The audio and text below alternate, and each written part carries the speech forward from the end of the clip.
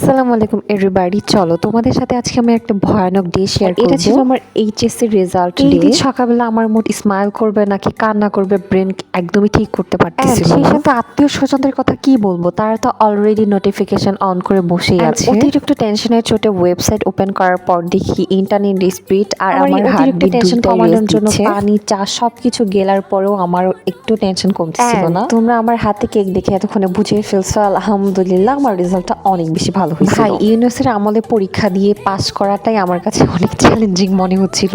তারপরও মোটামুটি আলহামদুলিল্লাহ রেজাল্ট যা হয়েছে আমি অনেক বেশি খুশি হইলে আর বেশি কষ্টে থাকলে সবসময় আমি চা খাইতে থাকি। সো আমি আবার চলে গেছিলাম চা বানানোর জন্য। বাবা দেশের বাইরে থাকে, আমার চাচুকে দিয়ে অলরেডি ততক্ষণে আমার বাসায় মিষ্টি পাঠায় দিয়েছিল। সুন্দর একটা কেক ছিল। দেওয়ার 4-5 দিন আগে থেকে আমি এত বেশি টেনশনে ছিলাম, মনে হচ্ছিল যে কোনো সময় হার্ট অ্যাটাক করে ফেলতাম। লাইফে সব থেকে বড় হুমকি হচ্ছে রেজাল্ট ভালো না হলে বিয়ে দিয়ে দিব।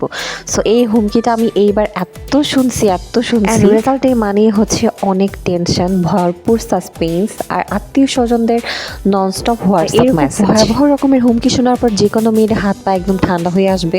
সবাই তাদের স্পেশাল ডে গুলো বিরিয়ানি রান্না করে সেলিব্রেট করে। বাট আমার কেন জানি মনে হচ্ছিল এখন রাতের বেলা আমার খিচুড়ি খাইতে হবে। সো আমি মুরগির মাংস দিয়ে খিচুড়ি রান্না করে ফেলছি। আমার আম্মুই রান্নাটা করতে চাইছিল, বাট আমার মনে হলো সারা বছর আম্মু অনেক বেশি কষ্ট করে, আজকে আমি লক্ষ্মী মেয়ে হয়ে আম্মুকে রান্না করে খাওয়াবো। এন্ড রান্না করার পর এটাও মনে হচ্ছিল সবাই খাইতে পারবে নাকি আমাকে বকা দিয়ে চলে যাবে। কিছুই হয় না, রান্নাটা অনেক ভালো হয়েছে। অ্যাকচুয়ালি আরো বেশি প্রশংসা করতে চাচ্ছিলাম, বাট নিজে রান্না করছি তো তাই একটু কম করে করলাম। অনেকদিন ধরে টাকা জমাচ্ছিলাম নিজেকে একটা কিছু গিফট করবো বলে, বাট রেজাল্টের ভয়ে সেই কাজটা পর্যন্ত আমি অসম্পূর্ণ রেখে দিয়েছিলাম। শেষবারের মতো আমার বইগুলার দিকে চোখ মেলে তাকাচ্ছিলাম আর ভাবতেছিলাম এরপর থেকে আর 7টা সৃজনশীল অন্তত লিখতে হবে। অতিরিক্ত ফুরফুরে থাকার কারণে আমি বসে বসে এই সুন্দর ইয়াররিংটা বানাই ফেলছিলাম। এরপর আমার বাসায় সুন্দর একটা গিফট বক্স চলে আসে, আর এই বক্সটার মধ্যে হচ্ছে এতগুলা চকলেট ছিল। এরপর হচ্ছে আমি আমার নানু বাসায় যাই, আর নানু আমাকে এতগুলা টাকা গিফট করছিল, বুঝছো? আমি বার্থডেটাকে স্পেশাল করার জন্য নিজেই ফুল অর্ডার করেছি। এখানে আমার রোজের থেকে জারবেরা ফ্লাওয়ারটা অনেক বেশি পছন্দের। অলওয়েজ আমার জারবেরা অনেক ভালো লাগে। রেজাল্ট দিতে যত বেশি ভয় লাগে,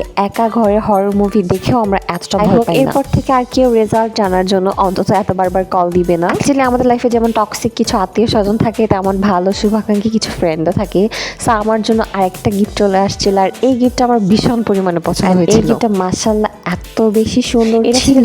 একটা পেন্সিল, আর এই পেন্সিলটা এত কিউট দেখতে। এই পেন্সিলটা দেখলেই হচ্ছে তোমাদের লিখতে ইচ্ছা করবে, কারণ এটা সৌন্দর্য এতটাই হোক। সবকিছু শেষে আমি হাতে সুন্দর করে একটু মেহেদি লাগাই ফেলছি। এখন তোমাদের শুধু আমি আমার এই সুন্দর মেহেদিগুলাই দেখাইতে থাকবো। জীবনের অর্ধেক টাকা মেহেদি কিনতে শেষ করে ফেলছি। আমি আবার কিচেনে চলে যাই এন্ড আমার নিজের জন্য আবার চা বানাই নিয়ে আসি। আমি জানি তোমরা আমাকে এত বারবার চা খেতে দেখে মনে মনে অনেক বকা দিচ্ছ। তোমরা যারা বলো যে চা খেলে তোমাদের ঘুম আসে না, আমি বালতি ভরে চা খেয়ে ঘুমাইতে পারবো। ভাই এত সুন্দর একটা চা দেখতে দেখতে এখন আমি ঘুমায় যাবো। তোমরাও ঘুমায় যাও। আল্লাহ হাফিজ। এন্ড আমার জন্য অবশ্যই অনেক দোয়া করি।